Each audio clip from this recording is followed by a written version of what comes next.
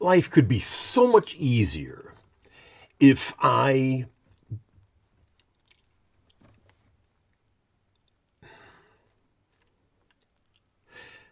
just agreed with everyone, if I just went with the flow, but somehow I can't do it. I've seen this even since when I was a kid, and I've had to make a conscious decision in my life again and again. Eric, it would be easier if you just nodded and agreed with them.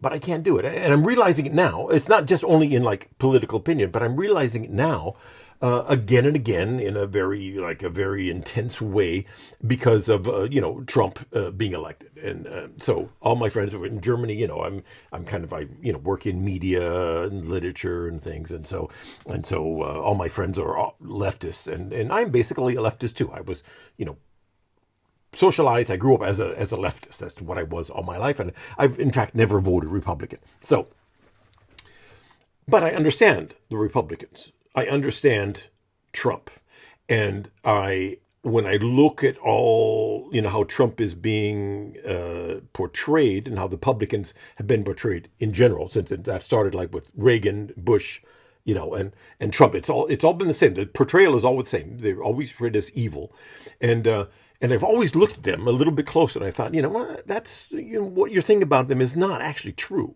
This is it's not actually true. You get upset about them when they do something, but when the leftist president does the same thing or worse, you let it slide. It's great. So you're not, and I notice that people are lying or not thinking it through or not, somehow exaggerating all the horrible, terrible, outrageousness of Trump while letting Obama and Biden do what they want. And don't get me wrong, I like Obama and Biden both, but there's something wrong with that. There's something wrong with that. And here in Germany, everyone is leftist or pretends to be leftist, and so and everyone is also kind of afraid of America. So Germans are afraid, and also they don't like America in most cases. And so when you get into a discussion, and they'll say, Eric, can you tell me why and it's not a question as much as it is an accusation. Can you tell me why your president does things like this, and why you people do things like this? And so I said, well, let me explain it to you. And this and this and this and this and this. And I explain it to you. And it actually explains it in the way I explain it. It makes actually sense. And they'll say, oh, you just don't get it, dude. You people are going to, the world is good. World War III, atomic destruction. It's got to be terrible. You guys. And I've heard this all the time I've been here. I've been here 30 years. Every time there's a Republican president, this is exactly what I hear. And I know that I should just say, oh, you're right, that these people are so bad, these people are terrible, these Republicans, they're going to destroy the world, and they're evil, and Americans are evil, and capitalism, and all this, and they would love me. They would say, oh, Eric, you're the one good American. You're what's good about America. You redeem America in our eyes, and you're a good man, and they would love me. But as it stands, I can't do that because I just don't see it like that. And I think in many ways, objectively, it's not that way. I think objectively, they're many times just full of bullshit. And I wonder why that is. Why I just can't go with it. It would be better. I'm not making by arguing with them, I'm not making life better for anyone. I'm not making the world a better place. I'm not enriching their lives. They're not listening to me. They don't care.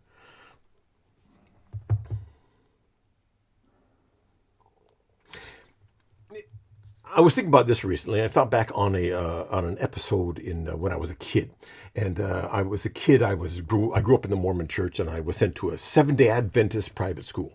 So the Seventh-day Adventists, of course, they have unlike in public schools, they have religion. They teach religion, and they will slip little religious things into all the lessons they have. Which is fair enough. It was a good school for what was I don't know, 12, something like that.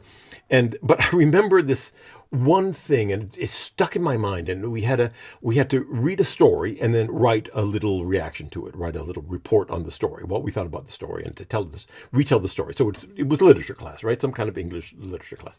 And so the story was about some guy on like a Polynesian island somewhere. And he was a Seventh-day Adventist. But on the island, the Seventh-day Adventist church was somehow forbidden or something. Maybe the king or the chief didn't like Christians or Seventh-day Adventists specifically. There was something, it was a long time ago, but there was some way that it was forbidden for him to worship on Sunday, to go to church on Sunday. And but somehow there was still church services on Sunday. I think maybe it was on a neighboring island or something like that. I don't know what it was. But so the story goes that he is going to disobey the rules and rebel and do what's right by going to church on Sunday. So he gets in a canoe. For some reason, it has to be in a canoe. Maybe he's paddling across a lagoon. Maybe he's paddling from one island to the other. Islands are not that close together to paddle. You can paddle from one to the other. But whatever it was in the story, that's what it was. I'm not sure the details. And so he was paddling, and then he saw overhead a plane, a prop propeller plane, and the prop propeller plane had something to do with the government or with the the bad guys who had forbidden the Seventh-day Adventist church, and and the plane obviously realized that this guy was paddling to church, and so it came down and it buzzed him. It came down, came right over his head, and he ducked down, and he was frightened, and the canoe shook and it flew off. And so that was the punishment. That was kind of the threat. That was kind of, I'll get you, damn, the Seventh-day Adventist. And then he paddled off and he went to church. And so I said, well, write us a thing about it. And of course, I knew what I was supposed to write. I was supposed to write, well, this is an act of heroism. He went against that the establishment and the main guys. He did what was right, and even though he risked his life, and it was a big risk, and he was persecuted for it, but he did what he believed in. And this is what I want to do too. I want to go to church on Sunday. That's a heroic act, to go to church on Sunday. That's what I was supposed to write, and that's what most people wrote, of course. But I just thought, I don't know, is that going to church on Sunday? Is that really a heroic act? I mean, it's not like he was buzzed by this guy, but the guy, wasn't like, there was no permanent damage. All he did was get in a canoe and, paddle across the lagoon. Is that really an act of heroism? And this message, it's rebellious and good to go to church. I don't know if that's actually true, and it just seemed kind of like a cheap shot. When he got in the canoe, he didn't think he was going to be persecuted. So it wasn't like taking, knowingly taking a risk. And it just rubbed me the wrong way. I didn't know how to express that though. So I said, well, it wasn't like, the story could have been better like if he had fought against the plane. Like if he'd taken an wooden oar and shoved it into the plane's propellers. That's what I wrote. And the teacher just got down on me. He read it to class. He kind of read it in a way that everyone laughed, and he just said,